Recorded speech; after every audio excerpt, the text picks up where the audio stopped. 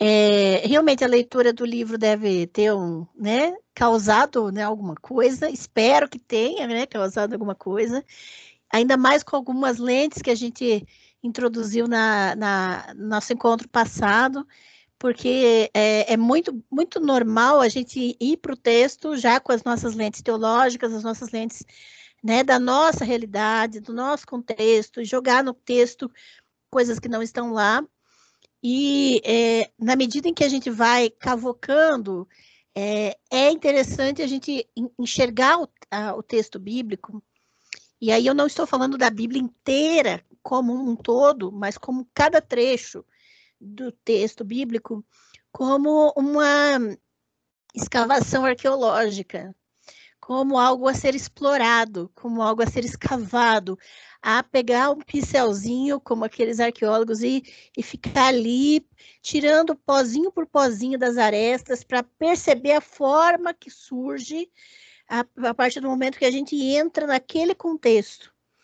Então, para mim, o trabalho com o texto bíblico tem sido muito semelhante ao trabalho de um arqueólogo, porque a gente acaba tendo a necessidade de viajar no tempo, de ir para uma época que não é a nossa, para um contexto desconhecido, e tentando perceber as nossas próprias lentes e tentando tirá-las para poder enxergar como aquelas pessoas viam a realidade.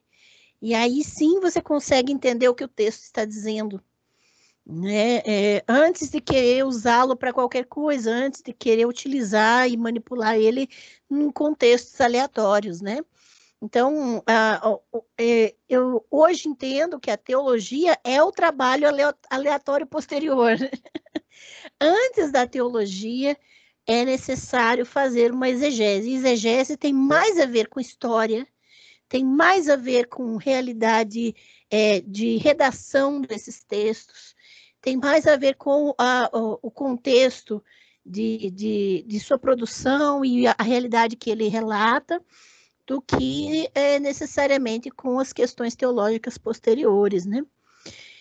Nesse sentido, é preciso avisá-los que a minha linha da teologia bíblica, né, é a linha de Johann Philipp Gabler. Vocês podem pesquisar um pouquinho, porque Gabler ele trouxe uma discussão de que a teologia bíblica deveria ser independente da teologia sistemática e da dogmática, que a teologia bíblica deveria ter autonomia para poder ser um trabalho honesto, né? Porque toda dogmática e toda a teologia sistemática são construções dentro de contextos já de lentes religiosas, lentes doutrinárias. E a teologia bíblica, para ela ser honesta, ela tem que estar independente disso, né? Ela tem que ser um trabalho autônomo e, claro, ligado às demais ciências sociais, como a história, a arqueologia, né? A historiografia, a epigrafia e tantas outras pesquisas, né, nas ciências. Então, a linha que eu trabalho os textos é essa, exatamente para que a gente consiga entender a mensagem, que mensagens tem nesse texto.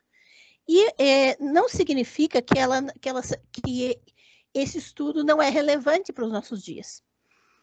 Muito pelo contrário, ao localizar o texto historicamente, ao compreender o que realmente o que realmente aqueles redatores queriam dizer com o que estavam escrevendo, aí é que nós podemos perceber os embates que existiam nas narrativas.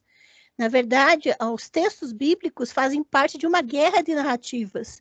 Quem tem voz, geralmente, é quem tem o poder.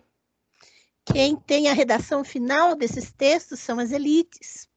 E aí nós precisamos, por isso eu digo que é um trabalho de arqueólogo, porque você precisa fazer a escavação, ler o texto, mas ler também o que está por baixo desse texto, que vozes estão sendo silenciadas através dessas narrativas.